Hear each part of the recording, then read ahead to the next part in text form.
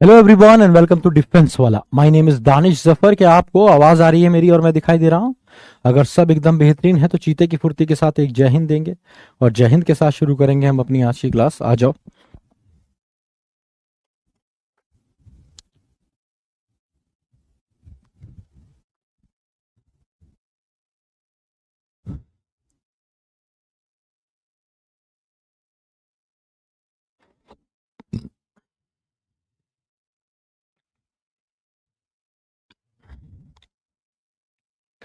देखिए आज के जो आज का जो चैप्टर है आपका, अभी तक आपने आर्टिकल, एडजेक्टिव्स, एडवर्ब्स किया। तो एडवर्ब्स की डीपीपी भी लगाई होगी। ठीक ठाक स्कोर इसमें आ गया होगा। एक बार ज़रा स्कोर बताओ डीपीपी का। फिर आज का जो चैप्टर है वो बहुत इंपॉर्टेंट है, इसके बारे में बात करेंगे, इसके कॉन्सेप्ट्स भी जानेंगे, इस पे क्वेश्चंस भी लगाएंगे। इस पे काफ़ी सारे क्वेश्चंस हैं आज आपके पास। तो ये यहाँ पे आपकी आज काफ़ी सारी प्रैक्टिस होने वाली है।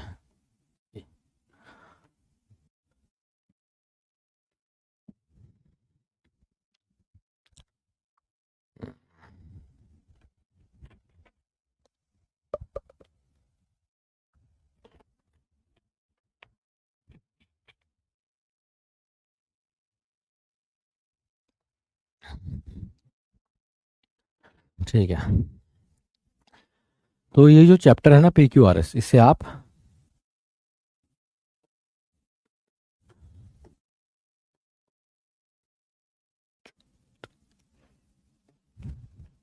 सेंटेंस रीअरेंजमेंट भी कहते हैं इसे, या फिर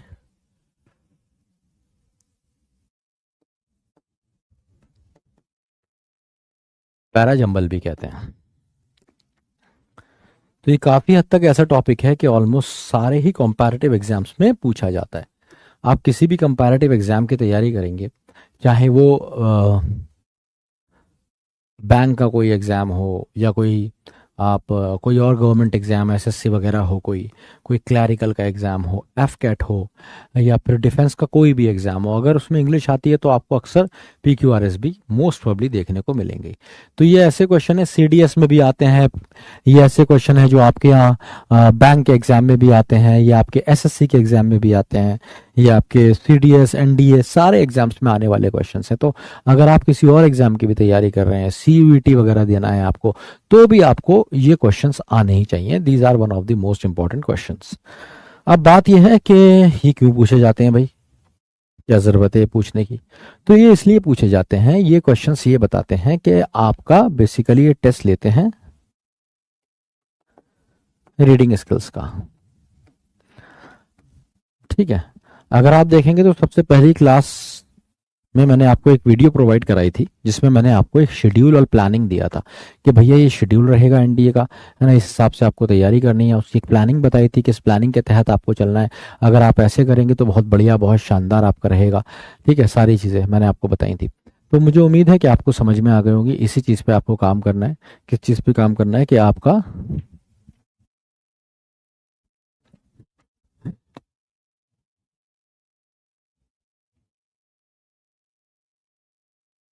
हम्म,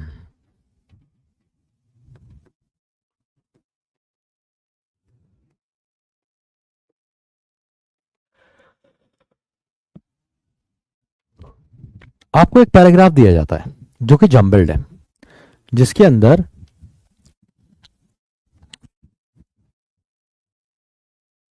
हम्म, एक पैराग्राफ आपको दिया जाता है जो क्या कर दिया गया है, जम्बल्ड कर दिया गया है। जम्बल्ड का मतलब है पहला सेंटेंस शायद कहीं बीच में लिख दिया गया है या लास्ट में लिख दिया गया है, बीच वाला सेंटेंस कहीं शायद शुरू में लिख दिया गया है, या पता नहीं कहाँ लिखा है। तो इस तरीके से आपको 4 सेंटेंस दिए जाते हैं जो जम्बल्ड होते हैं। अब आपको ना इसको अरेंज करना है, इसको बनाना है एक मीनिंगफुल और कोहेरेंट पैराग्राफ। अपने हिसाब से नहीं बनाना है। सीक्वेंस बनाने के लिए आपको 4 ऑप्शन दिए गए होते हैं, हर ऑप्शन में एक सीक्वेंस होता है।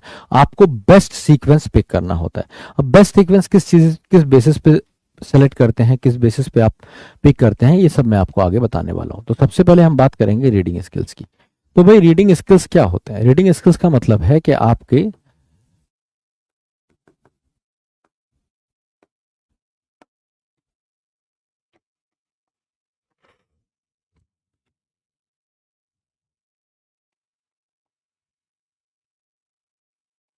ये 3 फैक्टर्स होते हैं। अगर आपने इन पे काम कर रखा है, अगर आपको ये 3 फैक्टर्स बढ़िया से आते हैं, अगर इन 3 फैक्टर्स पे आपने काम किया है, मजबूत है, तो आपकी रीडिंग स्किल्स मजबूत है। नहीं तो ये 100% बात है कि आज की क्लास में आप स्ट्रगल करने वाले हैं।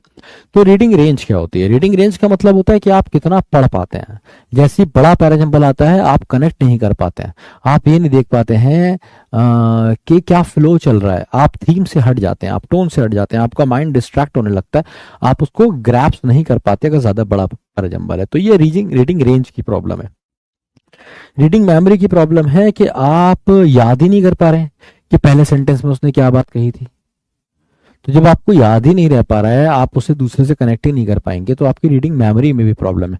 मतलब जो आप पढ़ते हैं ना, आप उसे रिटेन नहीं कर पाते। बार बार आपको पहला पैराग्राफ पढ़ने के बाद जब आप दूसरे में जाते हैं, तो फिर से आपको पहला कई बार पढ़ना पड़ जाता है, आपको कनेक्ट करना पड़ जाता है। तो ये प्रॉब्लम होती है रीडिंग मेमोरी की। रीडिंग स्पीड का मतलब है कि पूरी क्लास ने पढ़ लिया और आप देख रहे हैं, आप सोच रहे हैं थोड़ा टाइम और देना चाहिए था। हर बच्चा उस चीज को 30 सेकंड्स में कर रहा है और आपको 45 सेकंड्स में करना भी दुश्वार लग रहा है। तो मतलब आपकी रीडिंग स्किल्स बड़े पुअर हैं। तो इस पे भी आपको काम करना है। तीनों स्किल्स पे काम करने का एक ही तरीका है, जो रीडिंग स्किल्स बढ़िया करना। जो तरीका मैंने आपको सबसे पहले क्लास में बताया, उसको आप करेंगे तो ये क्वेश्चंस आप बना ले जाएंगे। दूसरी बात, ये क्वेश्चन 1 2 3 नहीं आते, ये आपके पास 5 भी आते हैं और 10 भी आते हैं। 5 to 10 क्वेश्चन आते हैं। तो 10 आते हैं तो 10 4 जा 40, भाई 40 नंबर ये तुम्हारे इसमें रखे होते हैं। नहीं तो 5 तो आते हैं, तो 5 4 जा 20। तो 20 to 40 मार्क्स ये कैरी करता है आपके पेपर में। तो 10 से 20% मार्क्स तो इसी के होते हैं। तो कहने का मतलब है कि अगर ये आपको अच्छे से आ जाते हैं, तो आपके 5 में 5 सही हो जाते हैं, 10 में 8 9 बहुत आराम से सही हो जाते हैं। तो ये एक हाई स्कोरिंग एरिया है जहां पे आप बढ़िया से स्कोर कर सकते हैं। ठीक है, अब बात आती है सर इसको करने के लिए हमें क्या क्या चाहिए। तो देखो, सबसे पहले तो इसको करने के लिए ना तुम्हें डाइवर्सिटी चाहिए।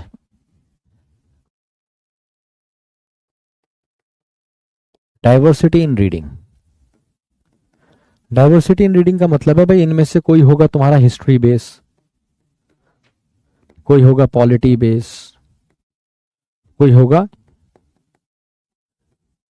एनवायरनमेंट बेस, कोई होगा साइंस बेस्ड, कोई होगा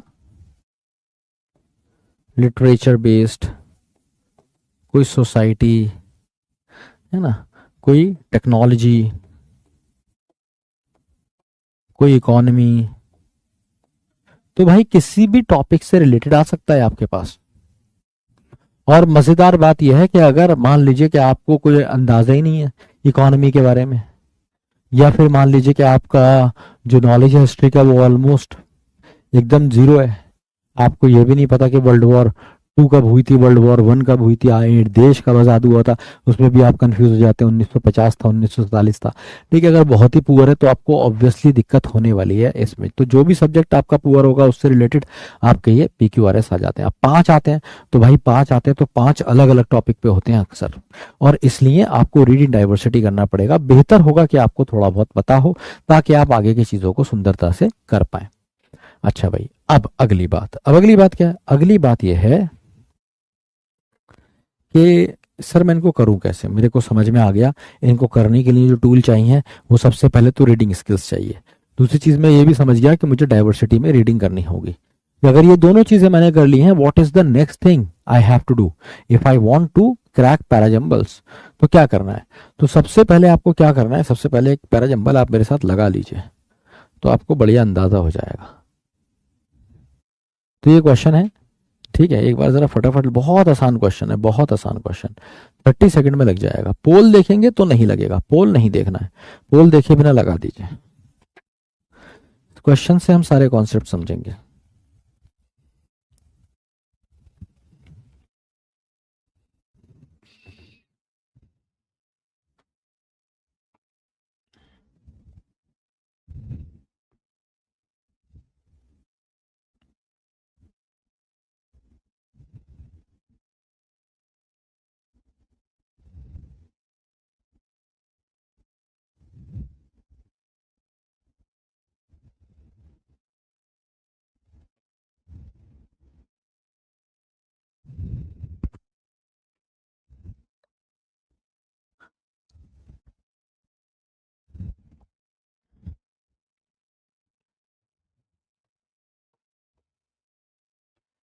तो आधी क्लास से कम ने इसका सही आंसर दिया। तो आइए जरा इसको समझ लेते हैं। देखिए होता क्या है, इस तरीके से आपको ना 4 सेंटेंस दे रखे हैं ABCD। आप पता नहीं स्टार्टिंग कौन सा सेंटेंस कौन सा है, इसमें पता है क्योंकि सारे के सारे ऑप्शन डी से स्टार्ट हो रहे हैं। तो हमें ये बात पता चल गई कि डी जो है ये फर्स्ट सेंटेंस है। ठीक है, तो किसी कहीं पे तो आपको पता चल जाएगा ऑप्शन से ही कि फर्स्ट सेंटेंस कौन सा है। और अगर नहीं पता चलेगा तो आप कैसे पता करेंगे? तो सबसे पहले आप ढूंढते हैं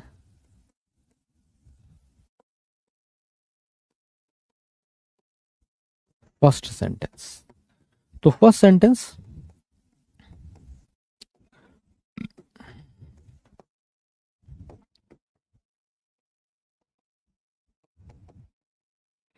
अगर कोई मुहावरा है, अगर कोई लोकोक्ति है, अगर कोई ऐसी बात है जो कहने वाली बात है, बस कह दी है ना, ईडियम है, फ्रेज है, मुहावरा, लोकोक्ति, किसी ऐसी चीज की बात कर रहे हैं, जर्नल बात कर रहे हैं ना, सेइंग है, जर्नल सेइंग है कोई। ठीक है, जैसे मैंने कहा कि people like fame and money, people want to achieve fame and money. तो ये क्या हो गया, ये एक जर्नल आइडिया हो गया। तो जर्नल सेइंग हुई, जर्नल सेइंग, ईडियम या फ्रेज कुछ भी ऐसा है तो याद रखिए वो मोस्ट प्रोबेबली शुरू में आएगा। चीज़ें आपके लिए आसान रहेंगी, वो मोस्ट प्रोबेबली शुरू में आएगा। दूसरी चीज, अगर ऐसा कुछ नहीं है तो थीम होगा। जो फर्स्ट सेंटेंस होता है वो यूजुअली थीम होता है। थीम हमेशा शुरू में इंट्रोड्यूस की जाती है ना, ताकि हम उसको आगे डिस्कस कर सकें, इसलिए राइटर थीम को शुरू में रखता है। अब बहुत सारे बच्चे सोच रहे होंगे थीम क्या होती है। तो थीम का मतलब होता है मुद्दे की बात, सेंट्रल आइडिया। जैसे अभी जो हम पैसेज कर रहे थे उसमें बात की जा रही थी गांधी के परिवार के बारे में। तो क्या था उसका थीम, गांधी की फैमिली, वो उसकी थीम थी। तो थीम थी सेंट्रल आइडिया। तो सेंट्रल आइडिया जो थीम होती है ना, वो हमेशा कहीं ना कहीं शुरू में आती है, इसलिए क्योंकि उसे आगे आपको डिस्कस करना होता है, उसी को तो डिस्कस करते हैं आप। ठीक है, तो फर्स्ट सेंटेंस या तो ईडियम, फ्रेज या सेइंग होगा या फिर थीम होगी। और अगर आप नहीं समझ पा रहे हैं, आपको नहीं समझ में आ रहा है फर्स्ट सेंटेंस, कोई बात नहीं है, आप दूसरी चीज पे जाएंगे। दूसरी चीज कहलाती है मैंडेटरी पेयर्स। और ये जैसे वन डाउन सबसे स्ट्रॉन्ग बैट्समैन खेलता है ना हर टीम का, इसी तरीके से अगर आपको स्टार्टिंग सेंटेंस नहीं मिले तो सीधे अपना वन डाउन बैट्समैन उतार दीजिए। ये सबसे इंपॉर्टेंट होता है मैंडेटरी पेयर ना। अगर ये चल गया तो समझ लीजिए ब्रह्मास्त्र है, फिर तो क्वेश्चन धराशायी होना है, कोई रोक नहीं सकता क्वेश्चन को धराशायी होने से। और अगर ये नहीं चला तो भाई बहुत मुश्किल है तुम्हारा आंसर सही आए। ठीक है, तो मैंडेटरी पेयर्स क्या होते हैं? जोड़े होते हैं, जोड़े हमेशा। ये ना देखो जोड़े होते हैं। जब ये सेंटेंस दिखा तो हिज मदर, तो हिज मदर मतलब किसी की माँ की बात हो रही है, ये मुझे ढूंढना पड़ेगा। दे had not sent him the sad information, तो मुझे पता है बी से कोई लिंक नहीं है इसका। Probably they know his deep love for her, तो ये हो सकता है ना। तो when Gandhi return to India his son was 4, उसका बेटा 4 साल का था। अभी यहाँ पे पता चल रहा है स्टार्टिंग सेंटेंस है। और क्या था, एक चीज और बताई इसके साथ उसने कि इसकी माँ मर चुकी थी। तो आपको पता चल गया कि डी और ए एक मैंडेटरी पेयर है। अब सीधे आप दे हैड नॉट सेंड नहीं कहेंगे, क्योंकि गांधी के बाद कोई भी एक ऐसी बात नहीं हुई है जिसमें दे आए, तो डी और बी नहीं आ सकते। समझ में आ रही है बात? ऐसी एलिमिनेट करते हैं आप। भाई गांधी के बाद सीधे आप दे हैड नॉट सेंड थोड़ी करेंगे। दे कौन है, कहां से आए, कोई बात ही नहीं हुई है कि किसी और लोगों की। तो डी भी मैंडेटरी पेयर नहीं हो सकता, इसलिए आपने एक एलिमिनेट किया। दूसरी चीज, प्रोबेबली दे न्यू, एक बार यहां पे फिर से दे आ गया, तो भाई डी सी भी नहीं हो सकता। कौन है दे, ये दे कौन है और काय की खबर कह रहे हैं ये, और ये हर कहां से आ गई, है ना। तो ये भी डी और सी भी बिल्कुल नहीं आ सकता, तो ये भी एलिमिनेट हो गया। ओहो, ये भी एलिमिनेट हो गया। तो अगर तुम मात्र ये देख लोगे कि कौन सा आंसर नहीं होगा तो भी तुम्हारा आंसर आ जाता है इसमें। इसमें अंग्रेजी से ज्यादा ट्रिक्स लगती हैं, इसमें अंग्रेजी से ज्यादा तुम्हारा कॉमन सेंस लगता है। ठीक है, तो कॉमन सेंस के बेसिस पे अभी तक मैंने पूरा पढ़ा नहीं है और एलिमिनेट हो गया, सब एलिमिनेट हो गया, जो बचा वही आंसर है। अब इसको पढ़ के देख लो, बिल्कुल सही आएगा। कह रहा है गांधी जब वापस आए इंडिया में तो हीरालाल उनका सन 4 साल का था, उनकी माँ मर चुकी थी, ही मदर उनकी मर गई थी। डी। अब आता है B, they had not sent him the sad information. आप समझ में आ गया, दे का मतलब है उसके घर वालों ने उसको सैड इन्फॉर्मेशन नहीं दी थी। कौन सी सैड इन्फॉर्मेशन? कि मम्मी की डेथ हो गई है। तो डी, ए के बाद बी आया। ए और बी मैंडेटरी पेयर है। ए में डेड होने की बात की गई और बी में बताया गया कि क्या सैड इन्फॉर्मेशन थी। और फिर लास्ट में आया सी, क्यों नहीं बताया गया? अब क्यों नहीं बताया गया उसका रीजन है यहाँ पे, they probably no his deep love for हर। और इस तरीके से आंसर हुआ बी। तो मुझे उम्मीद है क्वेश्चन भी समझ में आया होगा और मैंडेटरी पेयर भी समझ में आया होगा। मैंडेटरी पेयर का मतलब है जोड़ा जो साथ में आएगा। और यहाँ पे हमने किस बेसिस पे बनाया भाई? हमने यहाँ पे प्रोनाउन के बेसिस पे बना दिया। हिज मदर, गांधी की बात हो रही है, ठीक है। तो हम पहुंचे वापस, तो हमने जाना कि ये कई बेसिस पे बन सकता है। ये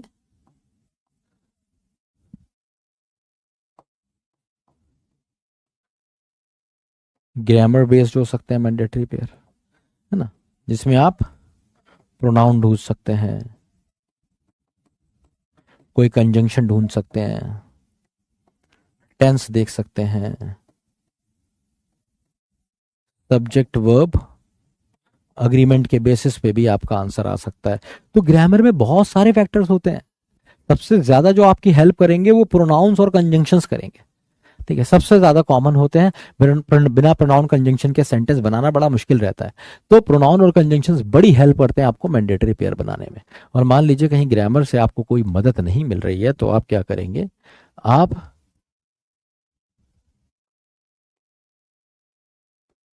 नेगेटिव टू पॉजिटिव जा सकते हैं या फिर पॉजिटिव टू नेगेटिव भी जा सकते हैं। इसका मतलब क्या हुआ? कहने का मतलब है कि मान लीजिए मैंने कहा कि India is the land of variety. We have variety in almost everything. We have variety in biodiversity. We have, or we can say, we have a large biodiversity. We have variety in climate. We have variety in in people. We have variety in ethnic groups. We have variety in eating habits. However, this variety has become a bone of contention. People have started discriminating in the name of variety.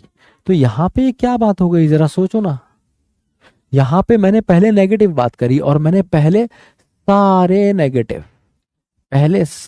Negative एक साथ लगाना शुरू किए, समझ रहे हो? Negative plus negative हुआ और साथ में उसके बाद फिर मैंने क्या करा? उसके बाद मैंने पॉजिटिव प्लस पॉजिटिव किया। तो पॉजिटिव के सारे एक साथ आएंगे, नेगेटिव के सारे एक साथ आएंगे। और ये बात कैसे भी कही जा सकती है, पहले नेगेटिव बात करके भी कही जा सकती है और पहले पॉजिटिव बात भी मैं ऐसे भी कह सकता था।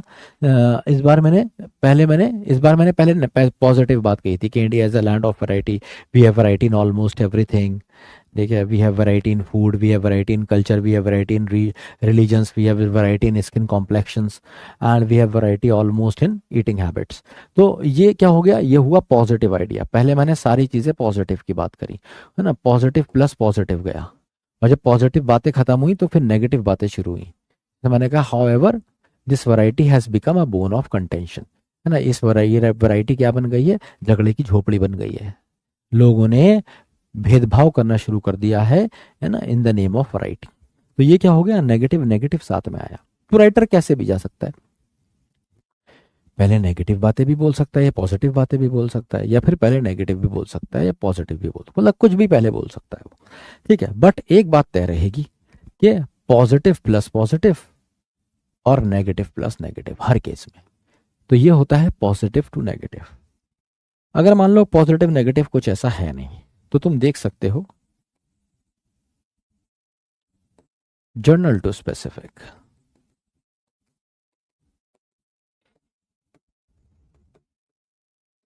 या फिर specific to general.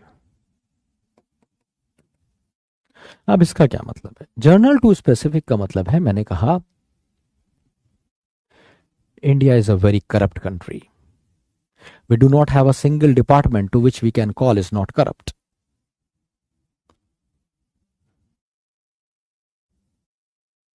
Not only India, but the most powerful countries of the world, including USA, China, Russia, are also corrupt. अब ये क्या हुआ? ये हुआ स्पेसिफिक टू जर्नल. पहले मैंने किसकी किसकी बात करी? स्पेसिफिकली बात करी इंडिया की, और इंडिया से रिलेटेड सारे सेंटेंसेस लगाता गया, है ना. और फिर उसके बाद मैंने बात करी जर्नल, तो फिर मैं जर्नल से रिलेटेड सारे सेंटेंस लगाता गया. ठीक है, जनरल बात मतलब रशिया, चाइना और यूएसए की. ठीक है, मैं इसका उल्टा भी जा सकता था. मैं ये भी कह सकता था world is a corrupt place. Super powers which have almost everything like Russia, Japan, China, USA are corrupt countries. And India is one of the most corrupt countries in the world. अब ये क्या हुआ? अब पहले मैंने journal बात करी, तो सारे सेंटेंसेस पहले जर्नल के साथ में आए, और उसके बाद स्पेसिफिक के सारे सेंटेंसेस साथ में आए. तो जर्नल प्लस जर्नल होगा और स्पेसिफिक प्लस स्पेसिफिक होगा. This is how it works. Is this clear to all of you? समझ में आ गया? यहां तक समझ में आ गया तो बताइए. डाउट, दुविधा, शक, तकलीफ, दर्द है तो पूछ लीजिए.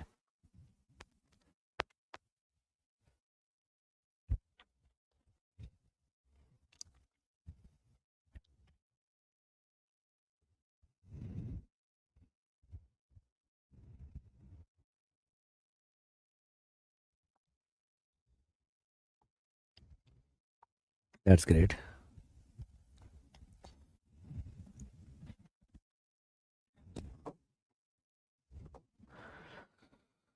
तो ये हो गया डाइवर्सिटी इन रीडिंग, हो गया negative to positive, general specific to general. ठीक है, अब मान लो ना तुम्हें ग्रामर से कुछ मिल रहा, ना जनरल टू स्पेसिफिक मिल रहा, ना तुम्हें कोई नेगेटिव पॉजिटिव मिल रहा, कोई हवा ही नहीं लग रही कि क्या कह रहा है. तो उस केस में तुम्हारे काम आएगा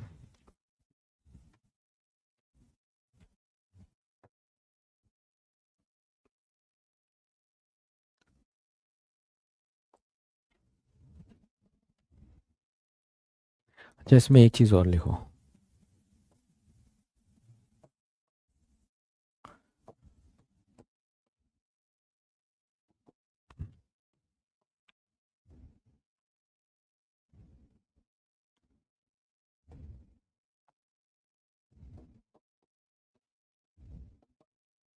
अब इसको नहीं भूल सकते आप. सेंस और मीनिंग बेस्ड भी तो होते हैं. जैसे हमने सेंस बेस्ड बनाया था. क्या बनाया था सेंस बेस्ड? कि भाई अभी तक सब सही है, बेटे की बात हुई, अब माँ के मरने की बात हुई होगी, और माँ अगर मरी है गांधी की, है ना, वो PQRS में, तो जो माँ मरी है गांधी की, तो उसी की साइड इंफॉर्मेशन थी, तो हमने सेंस लगाया. अच्छी खबर तो है नहीं किसी की माँ का बनना, तो सैड इन्फॉर्मेशन वही वाली है, उसी की बात की जा रही है. तो इस तरीके से आप सेंस और मीनिंग के बेस पे भी लगा सकते हैं. लेकिन कभी अगर ऐसा हो जाए ना सेंस और मीनिंग समझ में आ रहा है, ना जनरल टू स्पेसिफिक जा रहा है, और ऐसा हो गई, तो आपका काम आएगा आपका लास्ट बैट्समैन, मतलब लास्ट सेंटेंस, है ना भाई. तो ये लास्ट सेंटेंस क्या होता है? अब देखिए, लास्ट सेंटेंस जो होता है ना, अगेन ये कंक्लूजन होता है. ठीक है, जैसे मैंने वही करप्ट कंट्रीज वाली बात करी. ठीक है, तो the world has become a corrupt place. मैंने बताया बहुत सारी कंट्रीज करप्ट हैं. India is one of the most corrupt countries in the world. तो somewhere education has failed even in these countries. Country means people, and if people are corrupt, that means somewhere they are not educated the way they should be. तो ये क्या हो गया? ये हो गया conclusion. तो कंक्लूजन हमेशा कहाँ पे आता है? लास्ट में आता है. कंक्लूजन हमेशा कहाँ पे आता है? कंक्लूजन हमेशा लास्ट में आता है. ठीक है, तो लास्ट सेंटेंस कंक्लूजन होगा, या फिर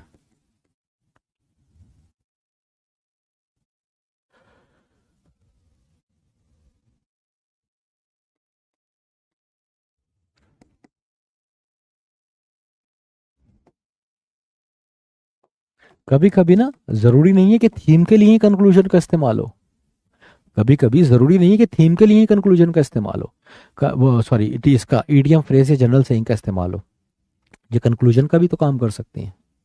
किसी की पूरी कहानी सुना के आपने कह दिया honesty is the best policy, क्योंकि वो जो उसमें प्रोटागैनिस्ट था, जो हीरो था कहानी का, वो ईमानदार था। तो मॉरल ऑफ द स्टोरी भी तो हो सकता है। तो इसलिए ईडियम फ्रेज ये जनरल सेइंग या तो शुरू में आती है या लास्ट में आती है, और इसके बेस पे आप एलिमिनेशन कर सकते हैं ना। कोई सेंटेंस अगर शुरू में आ रहा है लास्ट में आ रहा है, तो जिन ऑप्शंस में वो बीच में है वहां आप काट सकते हैं ना। तो आपने क्या सीखा कि आपको ट्रिक लगानी है इसमें, पहले मीनिंग समझ में आना चाहिए। मीनिंग समझ में आ गया तो आप कैसे ढूंढेंगे उससे, ईडियम फ्रेज आपका शुरू में आ जाएगा, थीम कहीं ना कहीं शुरू में आ जाएगी। शुरू का नहीं मिला अगर आपको सेंटेंस, मैंडेटरी पेयर ढूंढेंगे जरूर मिलेगा। मैंडेटरी पेयर नहीं मिला तो उसका मतलब खतरे की घंटी बज गई है। अब आपने आपका जो मेन बैट्समैन है वो पूरा मिडिल ऑर्डर आउट हो चुका है, लास्ट बैट्समैन रविंद्र जडेजा खेल रहा है, आप समझ लो, ठीक है, या हार्दिक पांड्या, बस इसी पे है कहानी, इसके बाद कोई है नहीं। तो कंक्लूजन और ईडियम में फ्रेज देख लीजिए, इससे आपका काम हो जाएगा। और भाई सबसे इंपॉर्टेंट क्या है, ये वाला point,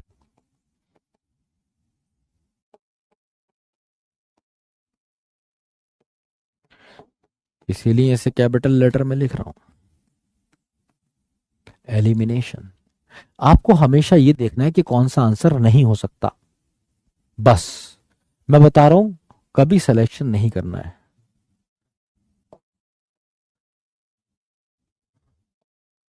do not select an option,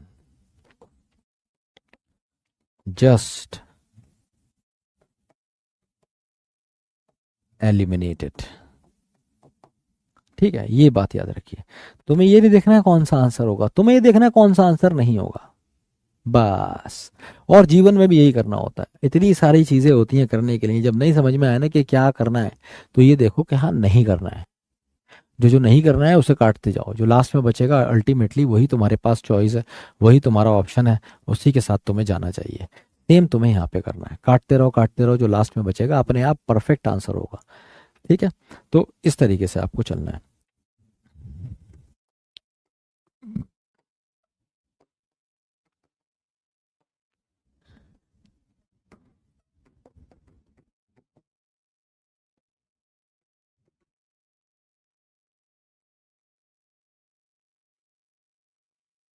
अगर आप एक ही ऑप्शन एलिमिनेट कर पाए, क्वेश्चन टेढ़ा है।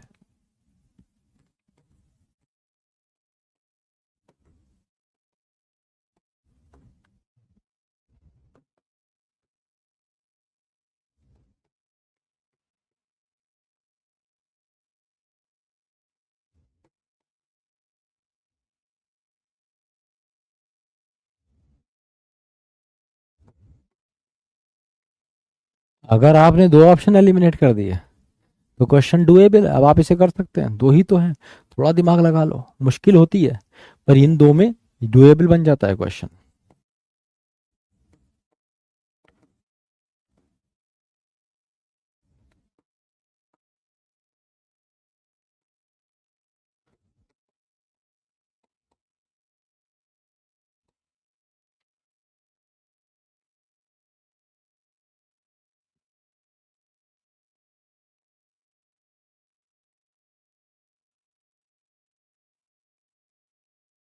ये बात याद रखना, if you are unable to eliminate any option do not attempt the question. अगर तुम्हें लग रहा है भाई कोई भी ऑप्शन एलिमिनेट नहीं हो रहा, इसी से पता चलेगा कौन सा क्वेश्चन डिफिकल्ट है और कौन सा इजी है। तो बस तुम्हें एलिमिनेट करते जाना है, जो लास्ट में बचेगा वो तुम्हारा आंसर हो जाएगा। ठीक है, आज के जो मैं क्वेश्चंस लेके आया हूँ, आज के क्वेश्चंस ज्यादातर मैंने जो क्वेश्चंस रखे हैं वो इजी रखे हैं, और लास्ट में जाते जाते तक इजी टू मॉडरेट है। इसकी एक क्लास मैं और अपलोड करवाऊंगा जिसमें तुम्हारे S1 और S6 वाले क्वेश्चंस हैं, है ना। S1 S6 वाले क्वेश्चंस क्या होते हैं, ये रिकॉर्डेड भिजवा दूंगा मैं तुम्हें, क्योंकि हमारे पास टाइम कम है और सिलेबस भी पूरा करवाना है। कॉन्सेप्ट उसमें भी यही होता है, कॉन्सेप्ट यही है सेम। S1 और S6 क्या होते हैं, ये फर्स्ट सेंटेंस होता है और ये लास्ट होता है ना, और ये दोनों गिवन होते हैं, ये दोनों कैसे होते हैं, गिवन होते हैं। और जो बीच के बचे होते हैं PQRS, इनको तुम्हें क्या करना होता है, अरेंज करना होता है। तो कोई डिफरेंस नहीं है, बस यहाँ पे तुम्हें चारों अरेंज करने हैं, वहां पे दो दिए हुए हैं, ऊपर का और लास्ट का, बीच के चार अरेंज करने हैं, वहां पे भी चार अरेंज करने हैं, यहाँ पे भी, यहाँ पे सारे चार अरेंज करने हैं, यहाँ पे टोटल 4 है, वहां टोटल 6 है, और उनमें से बीच के चार अरेंज करने हैं। तो ये मैंने अच्छे से समझाया है कि कैसे करते हैं, क्या फ़र्क पड़ता है, सब कुछ इसी क्लास में तुम्हें अपलोड करवा दूंगा, यू नीड नॉट वरी। आज हम करने वाले हैं फुल फ्लैश प्रैक्टिस इसकी, बढ़िया से कॉन्सेप्ट बना के सीखते हुए इसकी प्रैक्टिस कीजिए। ये देखिए कि आप गलती क्या कर रहे हैं, कैसे गलत हो रहा है। इजी टू मॉडरेट क्वेश्चंस रखे हैं, आप कर सकते हैं। किसी ने थोड़ी बहुत भी रीडिंग करी है ना, अगर मेरे कहने से उसने 10 दिन भी रीडिंग करी है, ईमानदारी से अच्छे से रीडिंग करी है, जैसे बताया वैसे रीडिंग करी है, तो भी क्वेश्चंस वो थोड़े बहुत बना ले जाएगा। ठीक है, तैयार हैं आप? Shall we move for the questions, बढ़े आगे? कोई डाउट है तो पूछ लीजिए।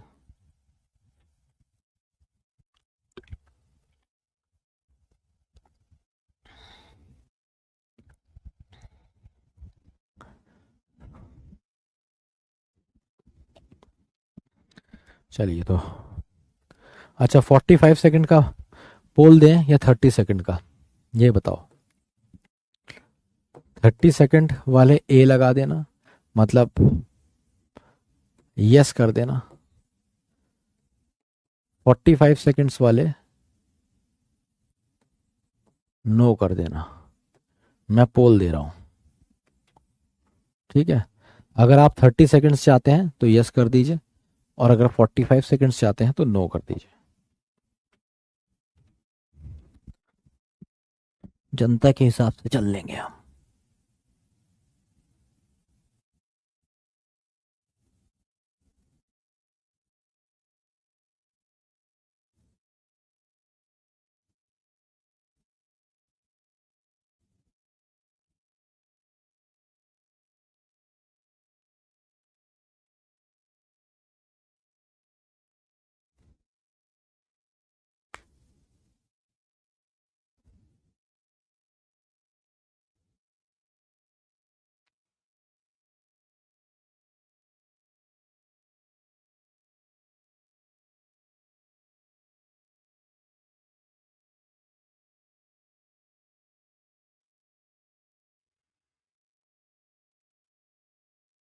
तो 45 सेकंड्स चाहिए आपको, ठीक है।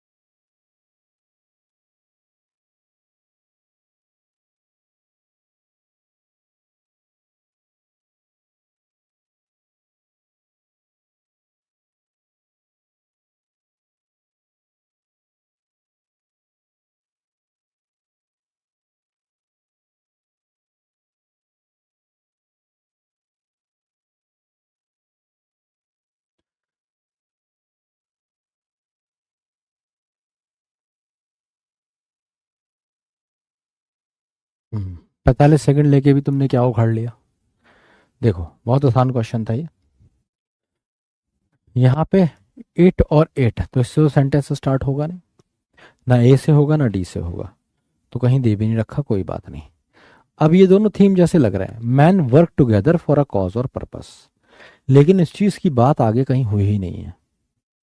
इस चीज की बात कहीं हुई कब है आगे? कोई बात नहीं हुई इस चीज की। अब team work does not just happen, team work यूं ही नहीं होता। इट रिजल्ट्स, ये बिल्कुल सेंस दे रहा है, मीनिंग दे रहा है, और ये भी समझ में आ रहा है ये इट मैन के लिए तो आ नहीं सकता, ये इट मैन के लिए तो आ नहीं सकता, तो ये इट किसके लिए आया? टीम वर्क के लिए आया है। तो हमें ये पता चल गया कि सी और ए एक मैंडेटरी पेयर है। सी और ए मैंडेटरी पेयर कहाँ पे मिलेंगे? एक तो यहां मिला, ये काट डाला, ये काट डाला, एक यहां मिला। अब क्या हम बी से स्टार्ट कर सकते हैं? B C, man work together for a cause और purpose, team work does not just happen. लग तो रहा है A, it result from a careful, it must be clearly known to them. अब ये देम कौन है ये नहीं पता, लेकिन अगर गौर से देखेंगे तो समझ में आ जाएगा कि देम मैन के लिए आया है, और इस वजह से आंसर ये हो गया। तो पहले सी आया कि टीम वर्क जो है यूं ही नहीं होता, रिवाइज प्लान के थ्रू होता है। सी के बाद फिर ए आने के बाद आया बी, मैन वर्क। मैन क्या करता है, किसी पर्पस के लिए, कॉज के लिए वर्क करता है, जैसे टीम को जीतना है इसलिए काम कर रहा है, और ये उन्हें सिंपल पता होना चाहिए। तो बी और डी।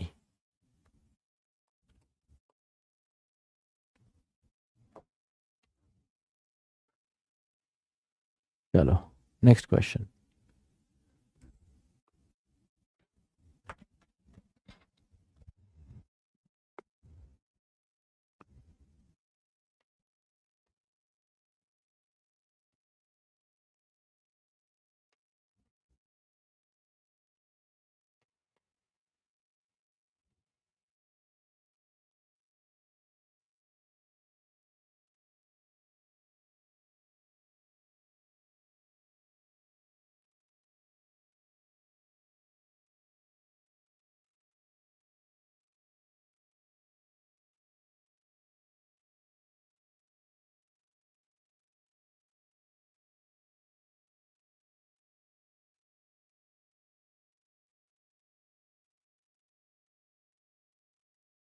ये अब तक का सबसे आसान क्वेश्चन है,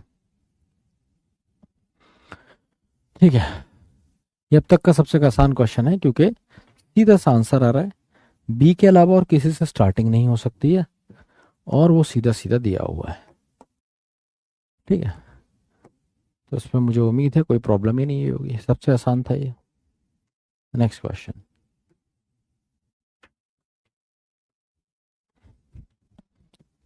कुछ क्वेश्चंस ऐसे होते हैं सिर्फ आप स्टार्टिंग सेंटेंस बता देंगे, क्वेश्चन आपका सॉल्व हो जाएगा।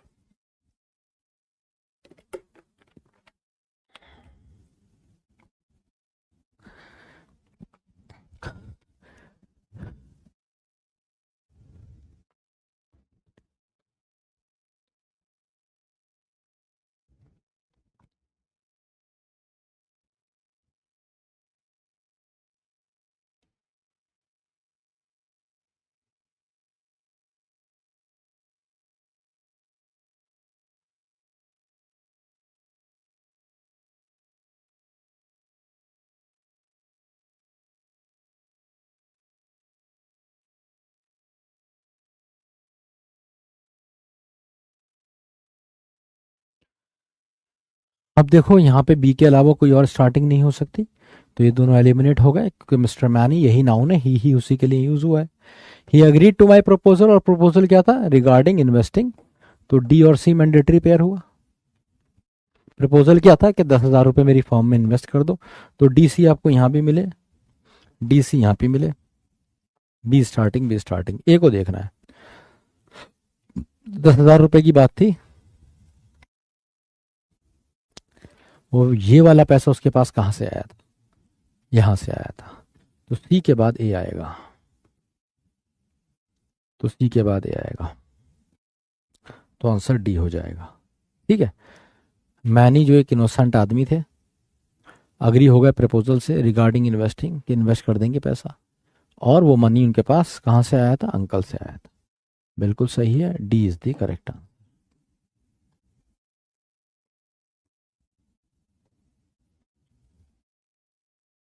Next question.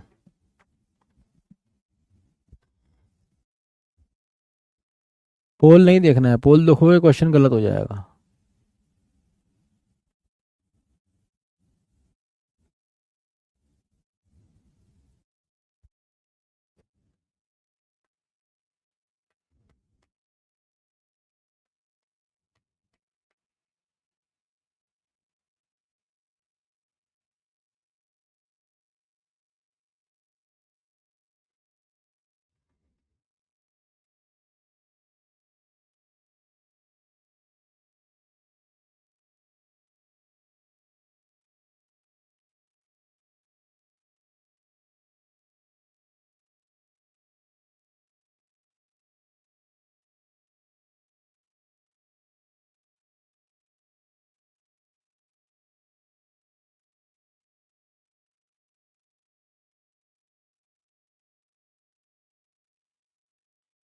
बहुत आसान क्वेश्चन था ये, बहुत ही आसान। वेल डन, 60% ने सही जवाब दिया। Next question.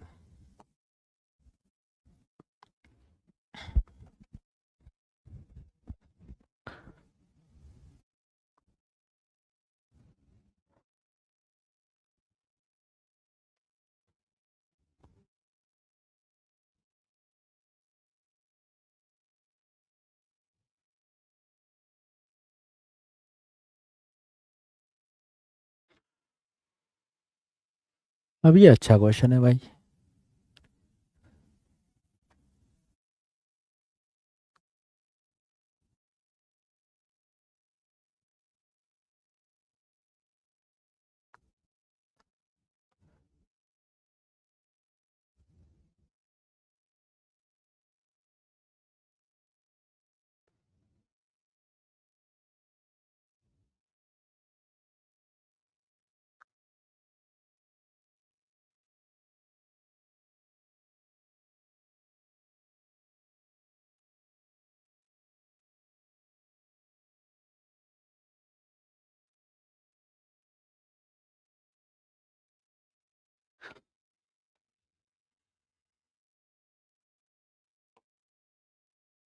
अब समझिए ये वाला क्वेश्चन।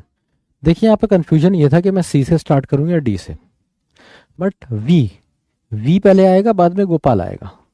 वो कह रहे जब हमने एंटर किया गेट में, जब एंटर करोगे तभी तो बात होगी, है ना। तो जब हमने एंटर किया तो बड़ा मुश्किल था डिसाइड करना कि हमें किस तरफ जाना है। पहले तो विच वे टू गो फर्स्ट, किधर जाएं पहले। तो Gopal wanted to see tigers and lions first, ये हो गई बात। गोपाल क्या देखना चाहता था, टाइगर्स और लायंस को पहले देखना चाहता था, तो डी और सी मैंडेटरी पेयर हो गया। तो डी और सी आपको कहीं नहीं मिला और एलिमिनेशन से आंसर आ गया। आगे की बात देखिए। अब मान लो आपको नहीं समझ में आ रहा था ये, तो आप इसे ऐसे भी कह सकते थे, Gopal want to see the tiger and the lions first, but father said it was most interesting to see them. तो देम कौन हो जाएगा, लायंस एंड टाइगर्स। जो उन्हें खाना खाते हुए देखेंगे तो बड़ा मजा आएगा। तो सी बी भी एक मैंडेटरी पेयर था। ठीक है, तो सी बी के बेसिस पे भी आप इसे एलिमिनेट कर सकते थे, इसे एलिमिनेट कर सकते थे, है ना। एक यही बचता यार, बस एक यही बचता। ठीक है, बस एक यही बचता, तो सी बी में सिर्फ यही आ रहा है। ऐसे भी इस क्वेश्चन को कर सकते थे।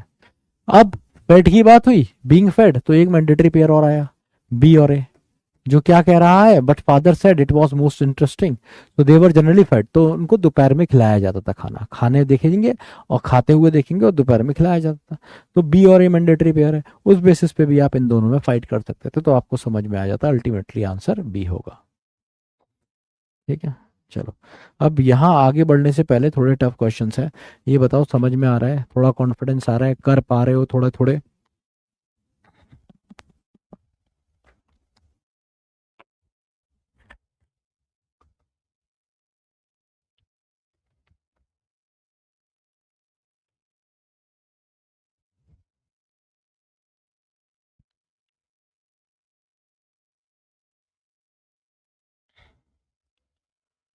ठीक है, बहुत बढ़िया, बहुत बढ़िया। ठीक है, तो अब थोड़ा सा लेवल अप होगा, हल्का हल्का, जैसे आप आगे बढ़ेंगे थोड़ा थोड़ा लेवल अप होगा, तो दम लगाइएगा इस लेवल के साथ। All the best.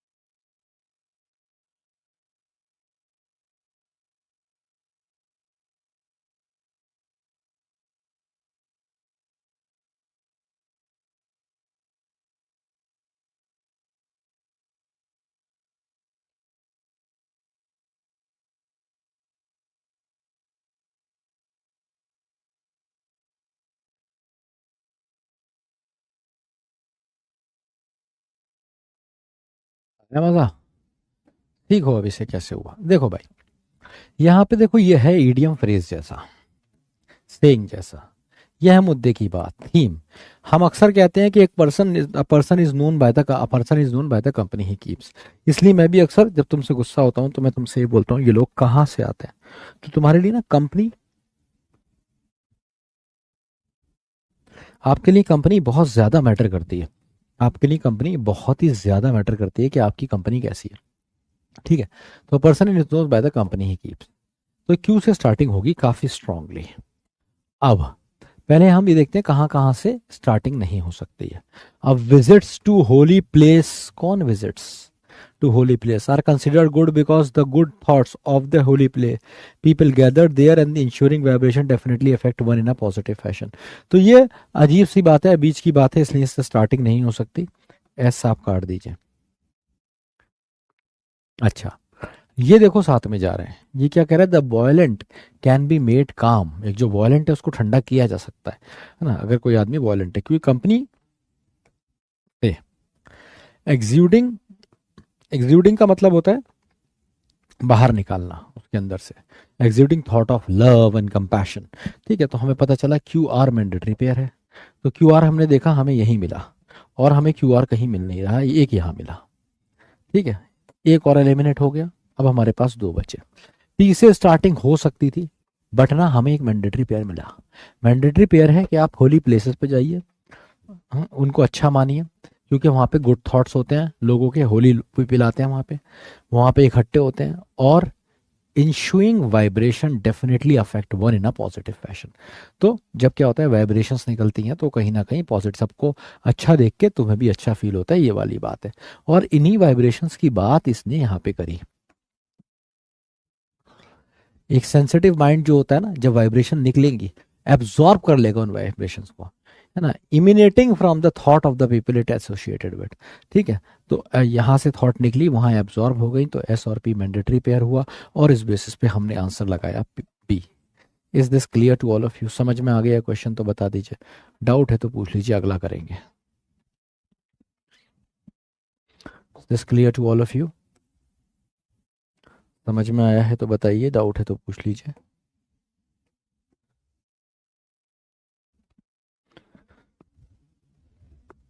कोई मोर टाइम नहीं है लॉन्ग क्वेश्चंस के लिए, मोर देन एम्पल टाइम है ये। 1 मिनट मैंने आज तक अपने पूरी जिंदगी में किसी बैच में नहीं दिया। 1 मिनट आपको मिलता है S1 S6 क्वेश्चंस में?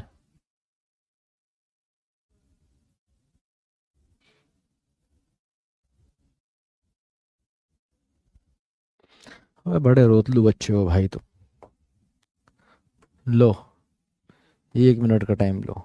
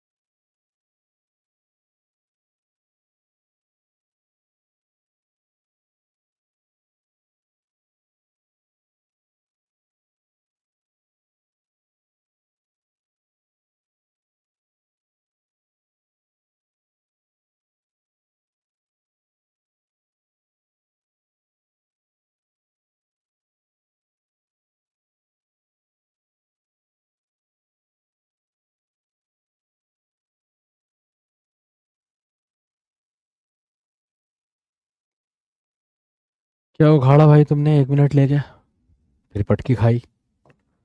समझो अब, देखो यहाँ पे कुछ समझ में नहीं आ रहा क्या है ना, बहुत ही फिलोसफिकल आ गया है, और जब फिलोसफिकल आ जाता है तो हम कंफ्यूज हो जाते हैं। तो आइए जरा समझते हैं, पर एक मैंडेटरी पेयर है जो सबको समझ में आ जाएगा, आसान है। The approach to idealism, by western philosopher. Idealism का मतलब होता है कि ज़िंदगी कैसे जीनी चाहिए, क्या आइडियल होना चाहिए। कहने का मतलब है एक ऐसा आदमी जो कहता है नहीं मेरे को बहुत ज़्यादा पैसा नहीं चाहिए, मेरे को बहुत ज़्यादा गाड़ियाँ नहीं चाहिए, मेरे को बहुत ज़्यादा फेम नहीं चाहिए, मेरे को एक ऐसी लाइफ चाहिए कि भैया सिंपल लिविंग और हाई थिंकिंग चाहिए। तो the approach to idealism by western philosopher, जो अप्रोच है आइडियलिज्म की वेस्टर्न फिलोसोफर्स को लेके, has been different to that of eastern thinkers. Eastern thinker से काफी अलग है। कैसे? In much of the western thought, बहुत सारी वेस्टर्न थॉट में क्या होता है, ठीक है, the ideal relates to direct knowledge of subjective mental ideas और इमेजेस। तो यहाँ पे इसने वेस्टर्न फिलोसोफर्स के बारे में बात करी और फिर उसी चीज को आगे एक्सटेंड किया। ठीक है, क्यू और आर मैंडेटरी पेयर हुआ।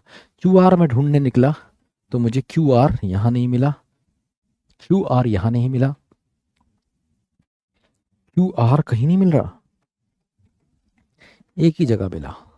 कितना सिंपल सा था ये, एक ही जगह मिला। अब मैंने आगे एस पढ़ा तो एस भी कह रहा है कि भाई उसके बाद क्या होता है, इट इज देन यूजुअली जुक्स्टापोज। जुक्स्टापोज का मतलब है बराबर बराबर रखी जाती हैं ताकि कंपेयर करा सकते हैं। रियलिज्म से अगर आइडियलिज्म को अगर आप कंपेयर करेंगे, real is said to have been absolute existence prior to independent of our knowledge. कह रहा जो रियल है वो तो रियल है, उसमें आपकी नॉलेज की जरूरत नहीं है, आपको आपकी किसी चीज की जरूरत नहीं है, जो रियल है वो तो वैसे ही चलेगा, है ना। तो रियल और आइडियल में डिफरेंट है। आइडियल का मतलब है नहीं भाई मुझे कुछ नहीं चाहिए, मुझे ऐसे ही जीना है, सिंपल लिविंग हाई थिंकिंग, बल्कि क्या ये रियल है। तो फिलोसफी ऐसे ही बात करती है। तो ये कह रहा है रियल जो है वो उससे अलग है। आगे क्या, एपिस्टेमोलॉजिकल आइडियलिस्ट सच एस। अब एपिस्टेमोलॉजिकल आइडियलिस्ट कौन होते हैं? एपिस्टेमोलॉजी क्या होता है? ये स्टडी ऑफ फिलोसफीज होती है, ठीक है, एपिस्टेमोलॉजी।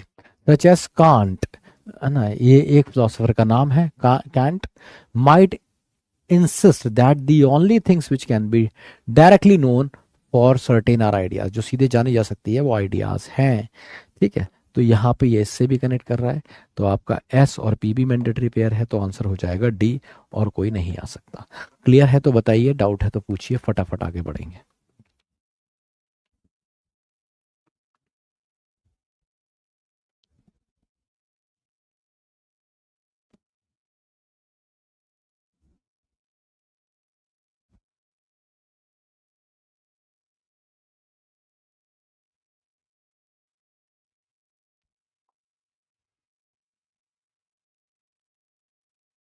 45 सेकेंड्स, क्योंकि छोटा है ये।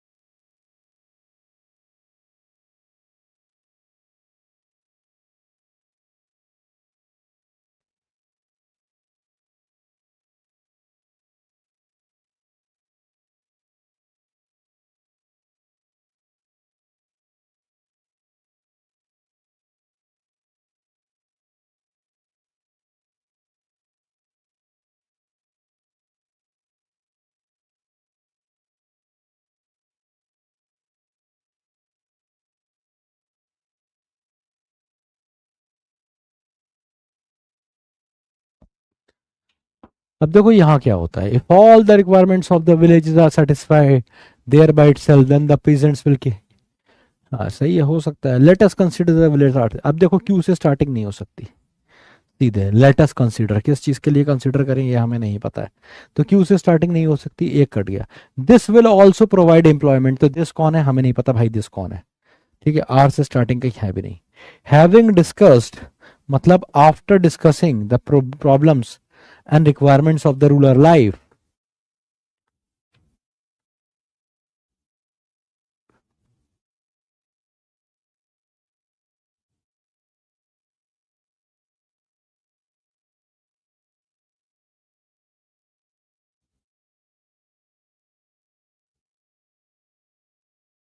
हाँ, ये बढ़िया है भाई।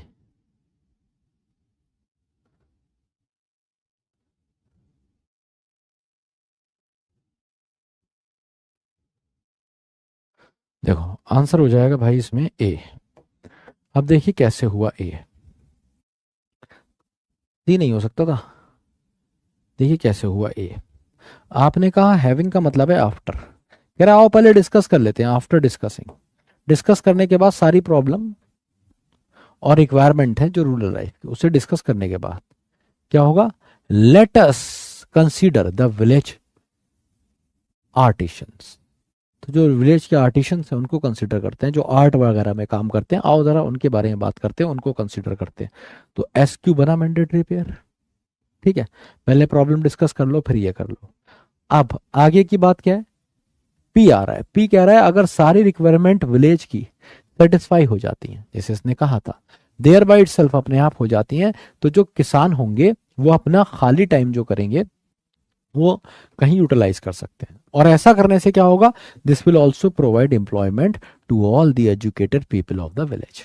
रिक्वायरमेंट पूरी हो गई, थोड़ा बहुत पैसा है, एजुकेटेड के पास जाके कुछ सीखेगा कुछ सीखेगा, तो पी और आर भी मैंडेटरी पेयर हो गया। और इस लिहाज से Q S P S Q R P A is the correct answer. ठीक है, ये वाला भी समझ में आया? तो बताइए, डाउट है तो पूछिए जल्दी से फटाफट।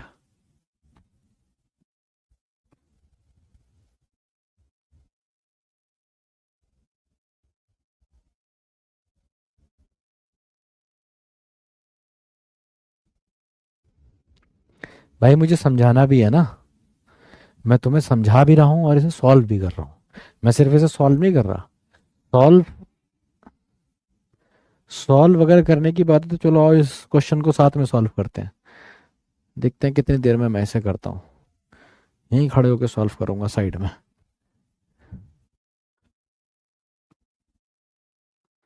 जैसे ही मैं सॉल्व कर लूंगा ऐसे आंसर दे दूंगा।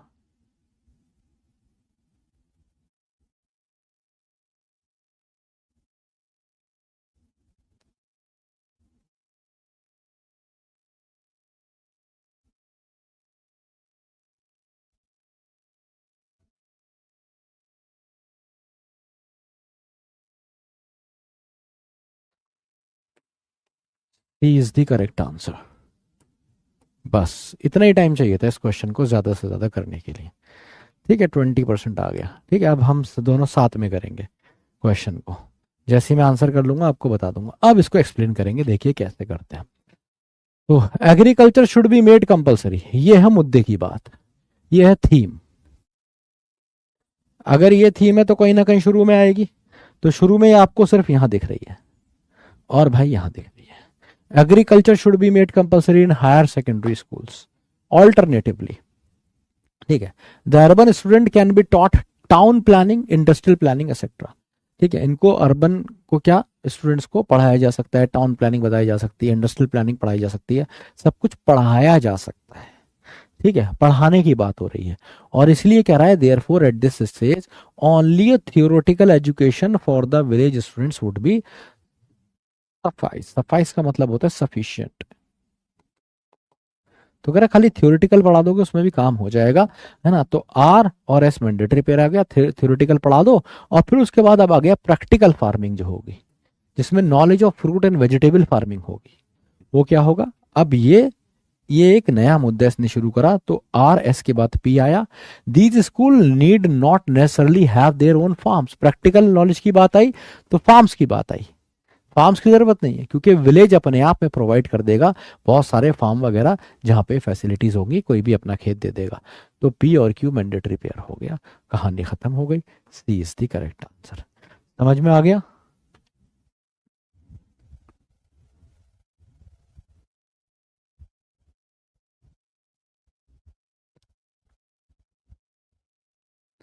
ठीक है, ऐसे ही करना चाहते हो या खुद करना चाहते हो? मुझे खिलाओगे इस गेम में, नहीं खिलाओगे? क्योंकि अगर मैं खेलूंगा, जैसे ही मैं चेक करूंगा, और मैंने बताऊं मैंने जब कर लिया था उसके बाद भी मैंने 5 सेकंड थोड़े से एक्स्ट्रा लिए, मतलब तुम्हें दिए कि चलो ठीक है 5 सेकंड दे देता हूँ थोड़े से एक्स्ट्रा। ठीक है तुम्हें, हाँ। तो मुझे खिलाओगे तो मैं हम ऐसे ही करेंगे, मैं पूरा टाइम नहीं दूंगा, तो मैं 1 मिनट का टाइम दूंगा। जैसे ही मैं कर दूंगा, ये तो 45 सेकंड थे शायद शायद इसमें, तो जैसे ही मैं कर दूंगा मैं उसको टिक कर दूंगा। ठीक है, क्या कहते हो? इस पे भी मैं तुम्हें पोल करा देता हूँ, बता दो अगर खिलाना चाहते हो मुझे तो यस कर दो, और अकेले अकेले खेलना चाहते हो तो नो कर दो, जैसी तुम्हारी इच्छा, मुझे कोई प्रॉब्लम नहीं है।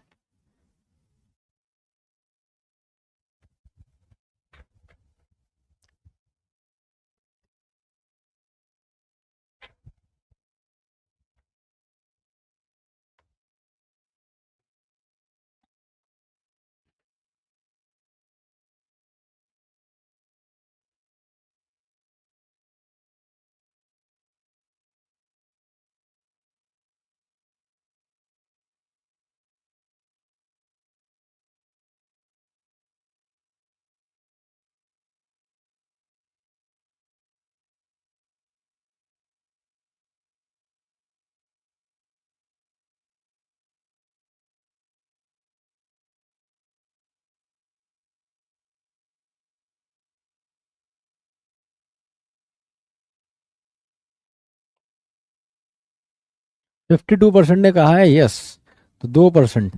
देखो भाई एक बात मैं तुम्हें बताऊं, अगर मैं तुम्हारे साथ खेलूंगा ना तुम्हारी क्लास बेकार हो जाएगी।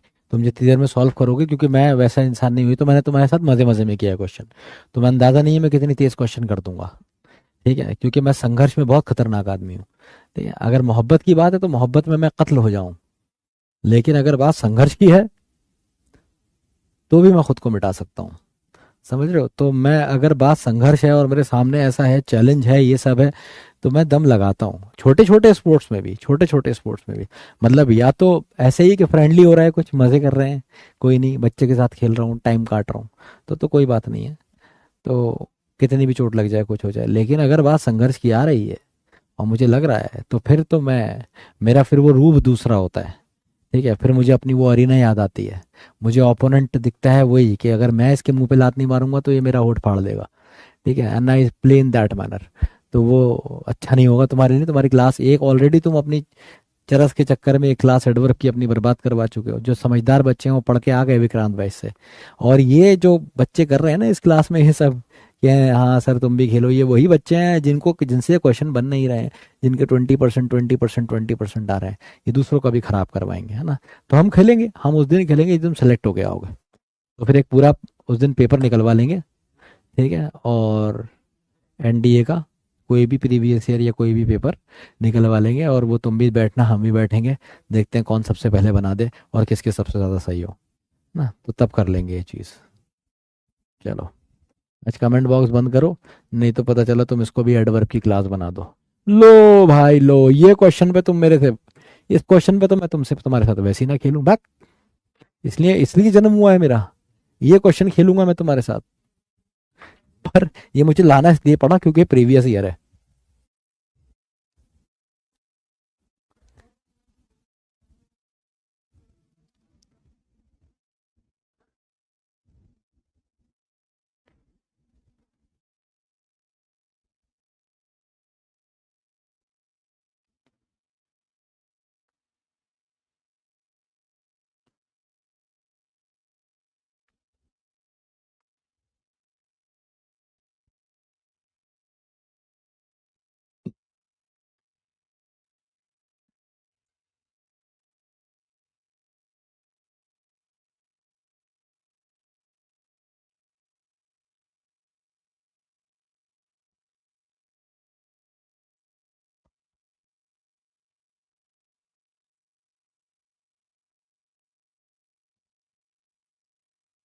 तुम खेलोगे मेरे साथ? तुम खेलोगे मेरे साथ? शर्म नहीं आ रही तुम्हें? अबे ओपोनेंट तो धमकाओ। एक लाइन का क्वेश्चन था ये, एक लाइन का क्वेश्चन, जिसपे तुमने पटकी खाई है। तुम्हारा हाल ना बिल्कुल पाकिस्तान जैसा है। चाहिए उसने उन्हें कश्मीर, लेकिन वहां का कोई आला अधिकारी भी अंग्रेजी सही से नहीं बोल पा रहा है। आला अधिकारी भी अंग्रेजी ढंग से नहीं बोल पा रहा है, चाहिए उन्हें कश्मीर। बिल्कुल तुम्हारा वही हाल है भाई साहब। कॉन्फिडेंस इतना है, ओ सर ये हम खेलेंगे, हम खेलेंगे। कितना आसान क्वेश्चन था यार ये। अब देखो, ब्रॉट अबाउट का मतलब है कुछ लेके आना। तो क्या लेके आएगा? Brought about the independence of the nation. तो क्यू और पी मैंडेटरी पेयर थे। क्यू पी में ढूंढने निकला, नहीं मिले। क्यू पी में ढूंढने निकला, यहां मिला। क्यू पी मुझे यहां भी मिला, क्यू पी यहां पे मिला। इतना इंपॉर्टेंट मैंडेटरी पेयर था, 3 जगह दिया हुआ था, एक ही एलिमिनेट कर पाए, मतलब अभी क्वेश्चन डिफिकल्ट है। अब स्टार्टिंग जब हम देखने पहुंचे तो हमें लगा आर से भी तो हो सकती है स्टार्टिंग। तो जैसे ही आर पढ़ा समझ में आ गया क्या कि जो यूनाइटेड एफर्ट होते हैं, United effort under one leader, United efforts under one leader, ठीक है, ब्रॉट अबाउट, तो ये United efforts, effort under one leader. तो आर एस, यूनाइटेड एफर्ट कब आएंगे, एक लीडर के अंदर ही आएंगे।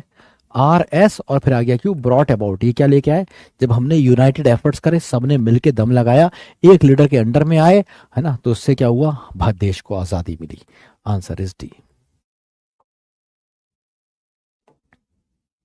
चलो 30 सेकंड वाली गोलियां हैं, ये फटाफट निकाल दो इन्हें, देर थोड़ी लग रही है इनमें।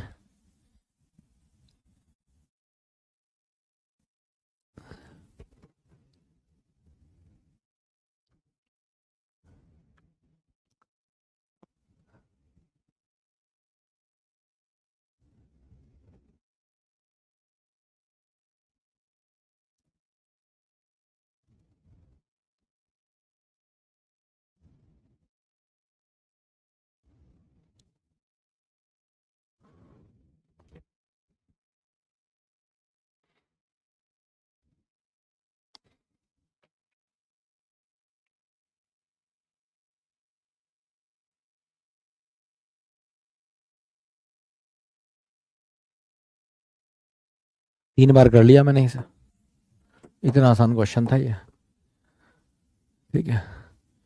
अब देखो क्या हुआ, देखो बट से सेंटेंस स्टार्ट नहीं हो सकता, पी काट दो, लो क्वेश्चन आसान हो गया, देखते ही आसान हो गया, पढ़ते भी नहीं, देखते ही आगे बढ़े। इसी से स्टार्ट हो सकता है, क्योंकि वर्ब से सेंटेंस स्टार्ट नहीं होगा, एस से भी नहीं होगा। ओ लो भाई लो, मैंने तो पूरा पढ़ा भी नहीं है, एलिमिनेशन से खत्म हो गया। बी, मीनिंग समझ लो अब इसका क्या था, कह रहा है it can take a while, थोड़ा वक्त लग सकता है, लेकिन इवेंचुअली, इवेंचुअली का मतलब होता है फाइनली, लेकिन finally the sound of your feet, जो आवाज है तुम्हारे पैरों की, ऑन द पेवमेंट और on a trail, stout to sound like music, ठीक है। तो ये हो जाएगा क्यूपी, भाई QPRS, ठीक है। नेक्स्ट क्वेश्चन, चलो बताओ भाई, समझ में आ गया, is this clear to all of you, मजा आया क्वेश्चंस में। हम्म,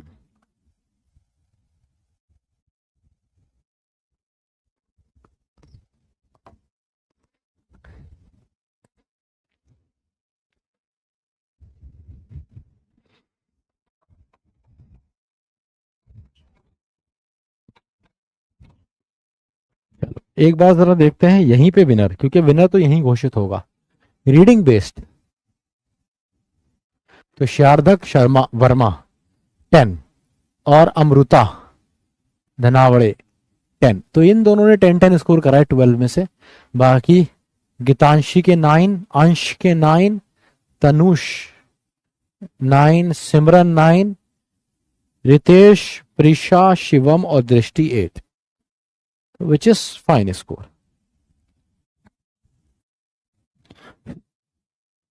कॉन्सेंसस क्या होता है, जरा फटाफट सिनोनिम बता दो। कॉन्सेंसस,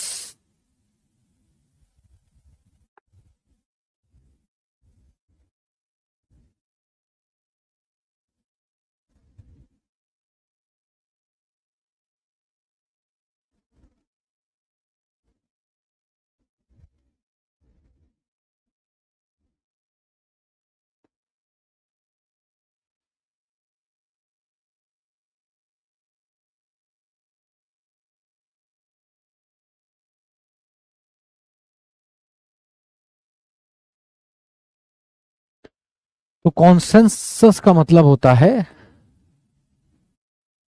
अग्रीमेंट, कॉनकॉर्ड, कंसेंट या हार्मनी। B is the correct answer, unison. ये सारे एक माँ के बच्चे हो गए, आंसर हुआ तुम्हारा बी। अगला, कैकोफोनी का मतलब क्या होता है, नॉइस,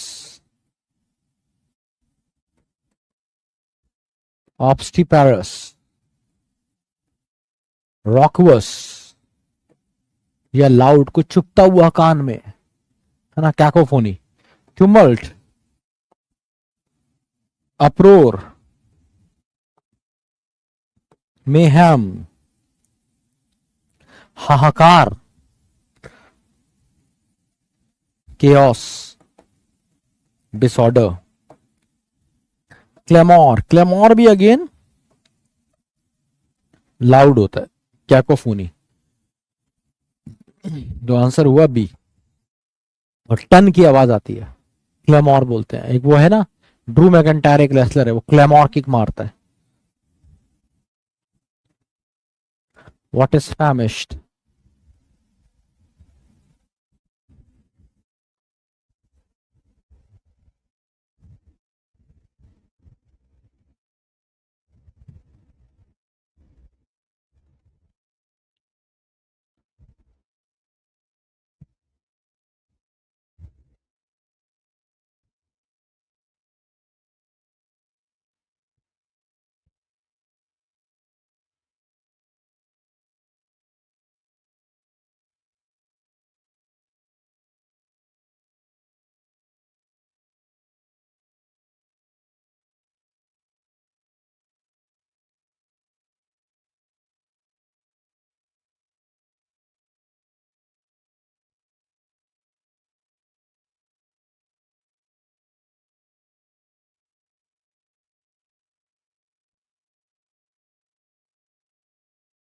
तो फैमिश्ड का मतलब होता है बेसिकली हंग्री,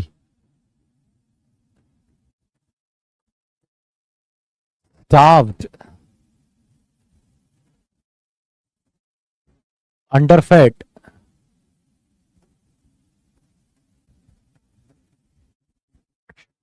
मैल न्यूट्रिशन, जिसको खाने को कम मिला है। जेरिड होता है tired, weary,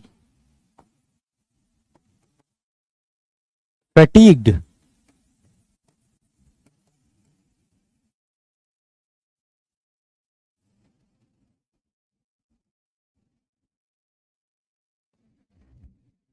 exhausted, worn out, drained, ना जिस निचोड़ लिया गया हो जिसको।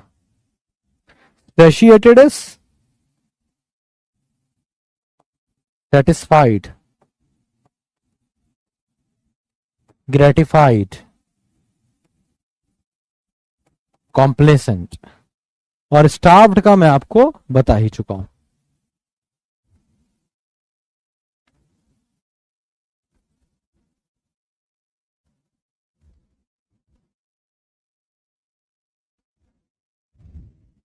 अब आपने वर्ड सुना होगा ना, ग्लटन, भुक्कड़, उसी से बना glut.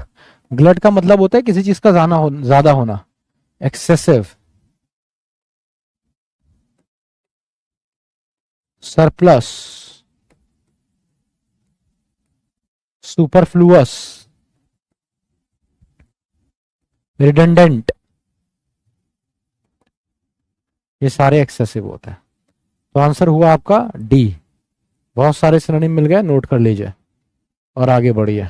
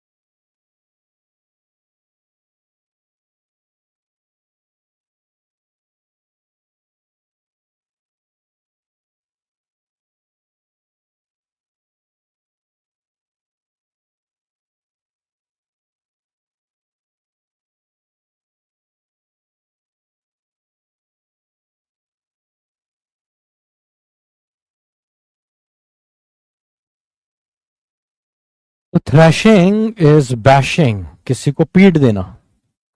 Thrashing is bashing, beating,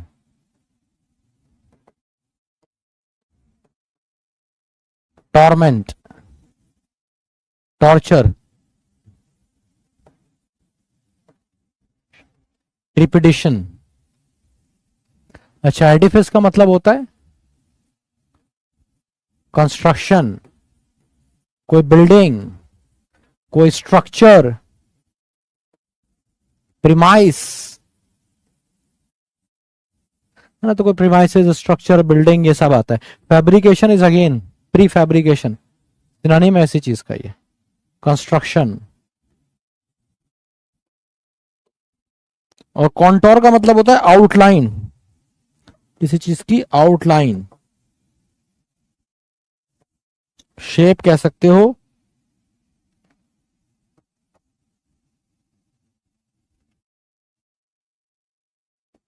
लाइनिएशन, या फिर किसी चीज का कर्व्स या आउटलाइन कैसा है, दैट इज कॉन्टोर। तो आंसर हुआ तुम्हारा सी, और ये थी हमारी आज की क्लास। एक बार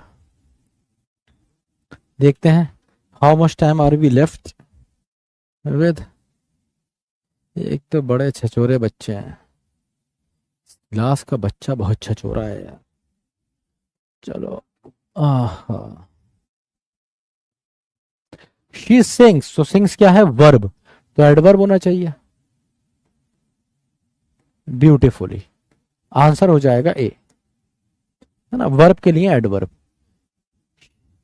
she is always, position of adverb, मैंने बताया था कि ये अगर तुम्हारे पास कोई मॉडल या ऑक्सिलरी है तो एडवर्ब ऑफ फ्रीक्वेंसी उसके बाद आता है। ही कंप्लीटेड द टास्क, क्विक नहीं होगा, क्विकली होगा, क्योंकि कंप्लीट के लिए आया, एडवर्ब चाहिए था, आंसर ए हो जाएगा। He has often complaint about the noise, कोई भी गलती नहीं है, क्योंकि ऑफन वही हेल्पिंग वर्ब के बाद यूज हुआ है, मेन वर्ब से पहले। लास्ट क्लास में कराया था ये। शी ऑलरेडी हैज नहीं, शी हैज ऑलरेडी, ये भी कराया था लास्ट क्लास में ना। मेन वर्ब से पहले आता है adverb of frequency. She did not do, यही कराया लास्ट क्लास में मैंने क्वेश्चंस में, कि भैया किसी नेगेटिव वर्ड के साथ कोई और नेगेटिव नहीं आता। He did not do anything होगा, नथिंग नहीं हो सकता, दो नेगेटिव एक साथ नहीं आ सकते हैं। द डॉक्टर वॉस, हाँ ये हो जाएगा भाई काइंड इनफ। इससे याद रखो कि जो इनफ है ना, जब भी एडवर्ब होता है तो ये बाद में आता है, after the verb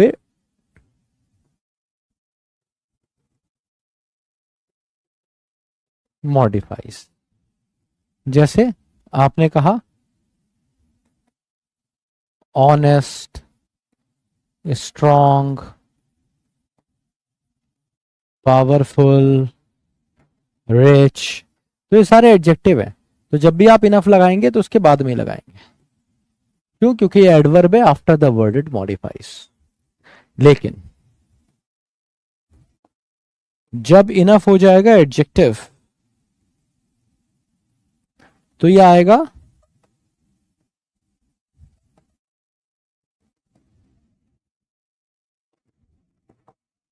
before the word it modifies. जैसे मनी है, फूड है, स्टूडेंट्स है, बुक्स है, वाटर है, लाइफ है, तो इन सब के साथ आएगा तो इनफ बाद में आएगा, क्योंकि सारे के सारे नाउन है। तो नाउन को मॉडिफाई करता है तो एडजेक्टिव होता है। तो he has money enough, food enough, students enough. Enough students नहीं बोलोगे, स्टूडेंट्स इनफ, ओ सॉरी, पहले आएगा ना, पहले बोलने में गलत लग रहा है, तो ये पहले आएगा। तो पहले आप क्या कहेंगे, इनफ। इनफ के बाद ये नाउन है सारे के सारे। तो enough money, enough food, enough students, enough books, enough water, enough life, ठीक है। लेकिन अगर ये एडवर्ब होगा तो हमेशा एडजेक्टिव के बाद आएगा। तो ये बस आपको ये देखना, एडजेक्टिव के साथ लग रहा है तो बाद में, नाउन के साथ लग रहा है तो पहले, ठीक है। ऐसे इनफ यूज होता है। तो answer the doctor was enough kind नहीं होगा, क्योंकि काइंड क्या है, एडजेक्टिव होता है, तो it has to be kind enough. और आंसर हुआ तुम्हारा B. I often meet him, ये तो पढ़ा दिया था, adverb of frequency, main verb से पहले आता है। द शेफ कुक्स, तो कुक्स क्या है, वर्ब है, तो डिलीशियसली होगा, एडवर्ब आएगा, कुक्स क्योंकि वर्ब है। Peter can't sing as well as, अरे भैया सिंग क्या है, वर्ब है, तो सिंग के लिए एडवर्ब आएगा ना। गुड जो होता है ये एडजेक्टिव होता है, इसकी कंपैरेटिव डिग्री बेटर होती है, सुपरलेटिव डिग्री बेस्ट होती है, और गुड के लिए जो एडवर्ब होता है वो वेल होता है, तो आंसर वेल होगा C. I did not fail the exam, on the contrary I did rather good in the exam. Fail the exam,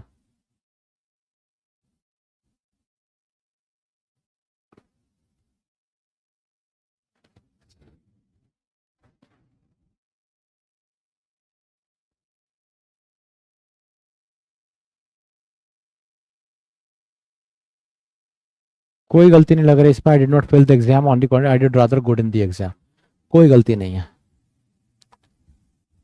Rohan hardly talks to anybody, hardly negative word है तो एक और नेगेटिव नहीं आएगा, एनीबडी हो जाएगा।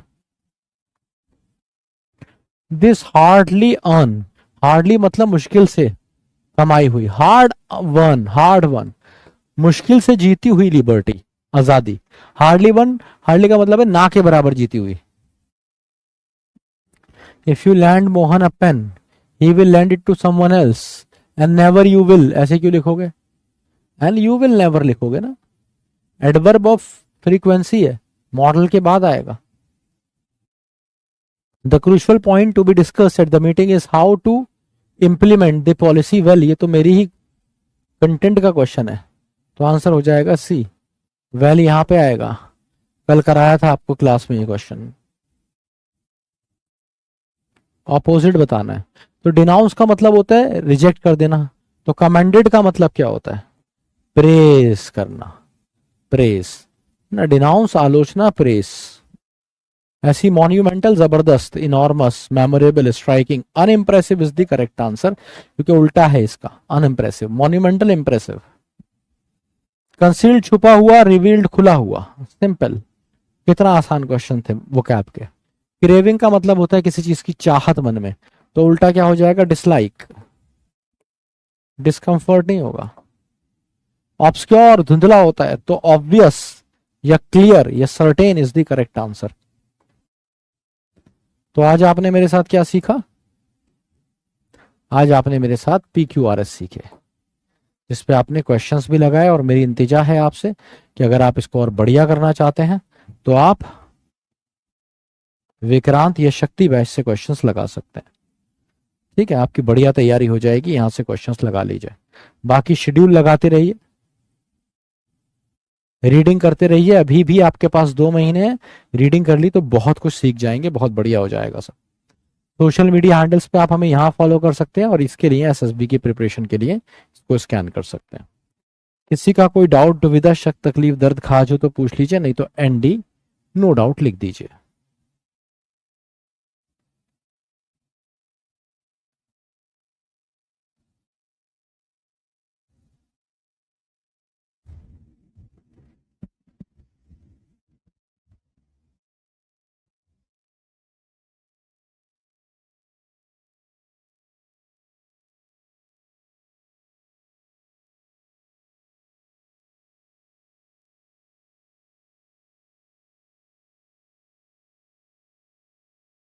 अभी देखते हैं आपका doubt box.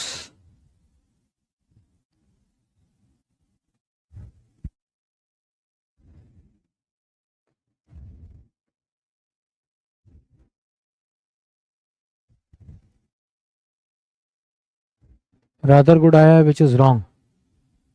I did not fail in the exam, on the contrary I did rather good, हाँ, रादर वेल है ना। अभी हमने पीछे क्वेश्चन में करा भी था एस, अबे यार ये कैसा है भाई, तू मिटता नहीं है क्या। चलो कोई बात नहीं, गुड की जगह वेल कर लो, ठीक है। इरेजर से भी नहीं मिट रहा है, इस वाले उस पर मिटता नहीं है शायद, दोबारा खुलना पड़ेगा। तो गुड की जगह वेल कर लो, क्योंकि डिड के अकॉर्डिंग आएगा, ये एडवर्ब है, और ये गुड जो होता है ये एडजेक्टिव होता है, बताया था मैंने, सी इज द करेक्ट आंसर। ठीक है, वहां पे भी सही कर देता हूँ। क्लास नोट्स में जो बच्चा रिकॉर्डेड देखेगा रो जाएगा। बड़ी बेटी।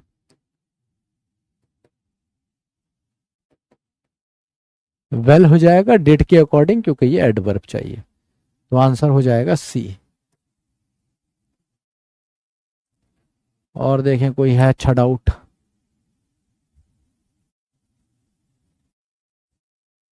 कॉन्ट्री रादर साथ आ सकते हैं। डीपीपी विक्रांत बैच की कैसे आएगी, उस बैच में एनरोल करना पड़ता है। डीडब्ल्यू ऑफिशियल पे कॉल कर लो, हेल्प कर देंगे तुम्हारी बार। रीडिंग कॉम्प्रिहेंशन आगे कराएंगे। Thank you so much. चलो, तो भाई अभी के लिए इतना काफी है। मुझे जरूर बताइएगा कि आपको क्लास कैसी लगी। टाइम बहुत कम रह गया है, जितना सीरियस आप हो सकते हैं कर सकते हैं उतना हो जाइए। अपना ख्याल रखिए, पढ़ते रहिए, सीखते रहिए, और मोस्ट इंपॉर्टेंटली जिंदगी में उतारते रहिए। Love you all. जय हिंद, जय भारत।